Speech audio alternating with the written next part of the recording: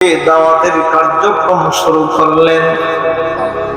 নবীদের হাতে আস্তে আস্তে যখন মুসলমান হওয়া শুরু হলেন, সর্বপ্রথম নবীদের হাতে যিনি ইসলাম ধর্ম গ্রহণ করেছিলেন, পুরুষদের মধ্যে সর্বপ্রথম, প্রাপ্তবয়স্কদের মধ্যে, বুঝদারদের মধ্যে সর্বপ্রথম যিনি ঈমান আনয়ন করেছিলেন তিনি ছিলেন সিদ্দিক আকবর হযরত আবু বকর রাদিয়াল্লাহু তাআলা আনহু। সুবহানাল্লাহ।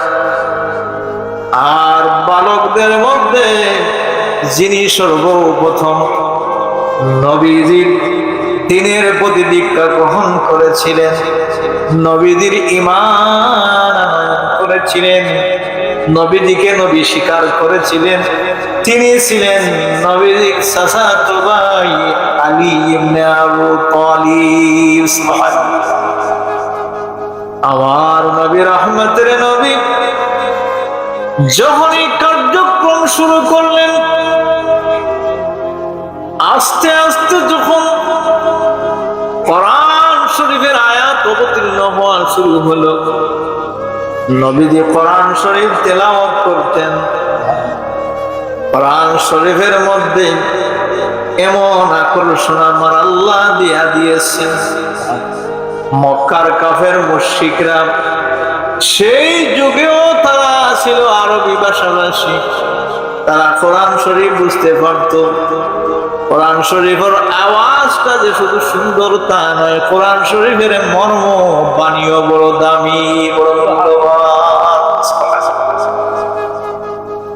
কোরআন শরীফের সুললিত তিলাওয়াত আর সুন্দর অর্থ, সুন্দর ব্যাখ্যা সবকিছু মিলাইয়া কোরআনুল কারীমের গভীর জ্ঞান, সেই জ্ঞান বুঝে বুঝে অনেকে যখন মুসলমান হওয়া শুরু করলেন, তারা একটি বৈঠক বসালো, যেই বৈঠকটার নাম ছিল ইসলামের ইতিহাসের দারুন নাদওয়া। মনে রাখবা, ইসলামের ইতিহাসে সেই বৈঠকটার নাম হলো দারুন নাদওয়া বৈঠক। বৈঠকের সিদ্ধান্ত নেওয়া হলো,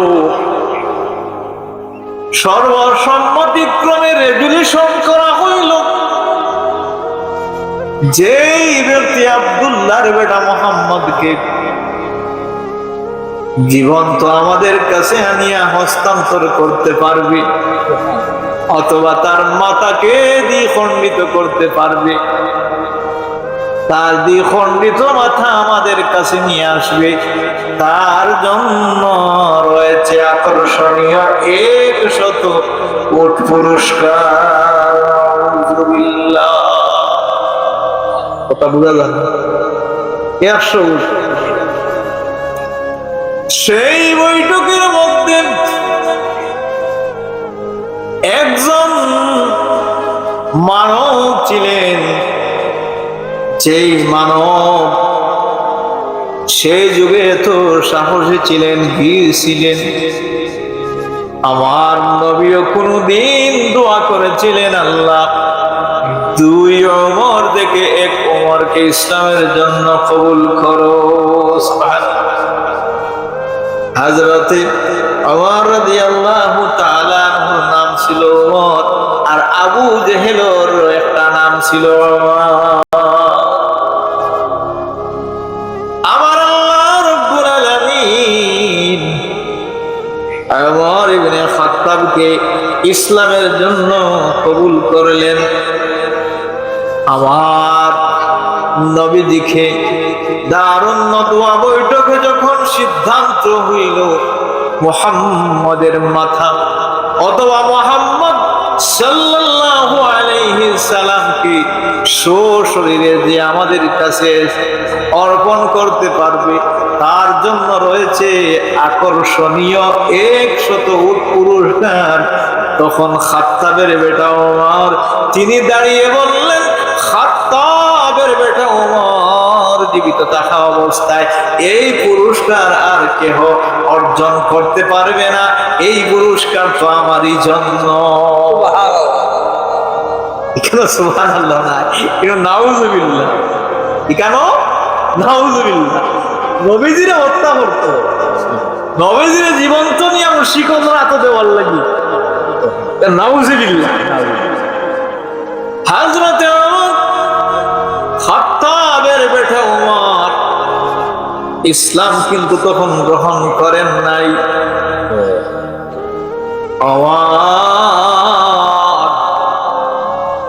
অগ্নি শর্মা চেহারা আর নাঙ্গা তলোয়ার হাতে নিয়ে রওনা হলেন। কোথায় মুহাম্মদ আছেন, মুহাম্মদকে হত্যা করার উদ্দেশ্যে, অথবা জীবন্ত মুহাম্মদ সাল্লাল্লাহু আলাইহি সাল্লামকে নিয়ে কাফের মুশরিক আবু জাহেল, আবু লাহাব, উতবা, সায়বা তাদের কাছে নিয়ে হস্তান্তর করা। পথিমধ্যে সাক্ষাৎ হলো একজন বন্ধুর সাথে ওমরের। বন্ধু বললেন, ওমর